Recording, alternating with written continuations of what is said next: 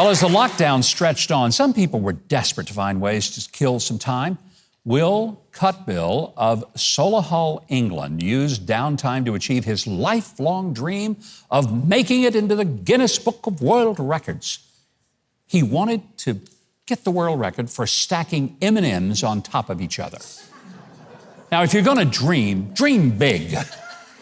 M&Ms are round, so it's nearly impossible to balance even one on top of another. But somehow Will managed to stack up 5 M&Ms.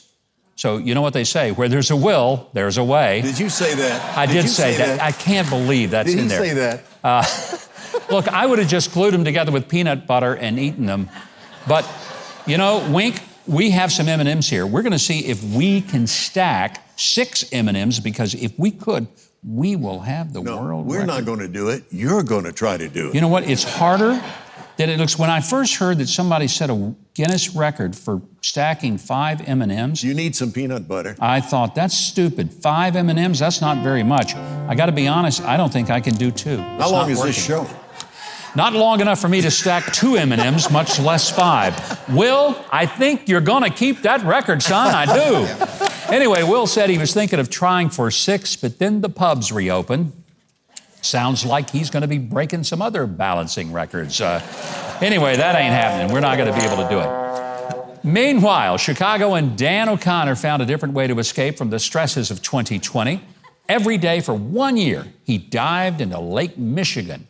Now, in the winter, he got cuts and scrapes after hacking holes through the ice to dive in. Hey, quite frankly, at that point, stacking M&Ms sounds pretty good now, doesn't it, huh? Well, you might think, isn't it dangerous to swim in a frozen lake?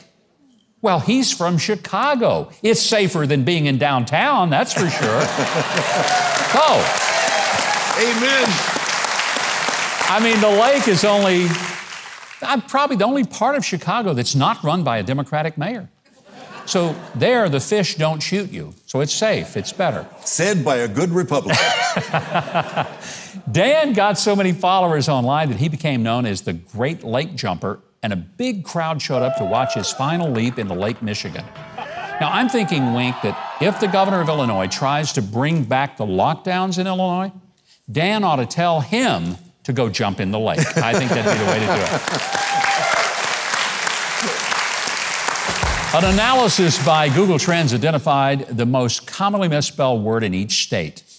Quarantine was the most misspelled word in 12 different states, and the weirdest spelling of that word was this one, corn-teen. No, that is not. I'm not kidding. No.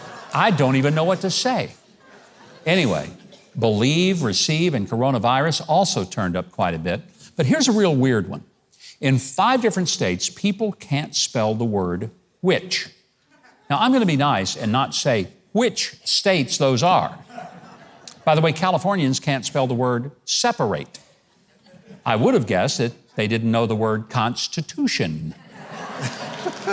But here's one I really can't believe. This is weird. Texans don't know how to spell confident.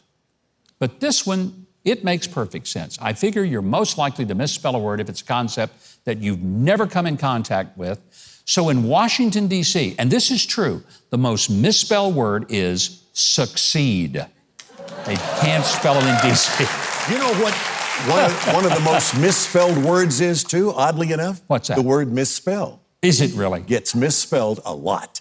Finally, I know the favorite word you have when we do this particular segment. You've heard the term dad jokes. You know what those are. Those are the sexist, triggering name for bad jokes. And in Great Britain, all these supermarkets held a contest to find the best dad joke of all time, otherwise known as the best bad joke. Runner-ups, these are the runner-ups. They included this one. What did the pirate say on his 80th birthday? Aye, matey. You get that? I'm 80. Moving on. Yes, indeed. I was wondering why the Frisbee kept looking bigger and bigger, and then it hit me.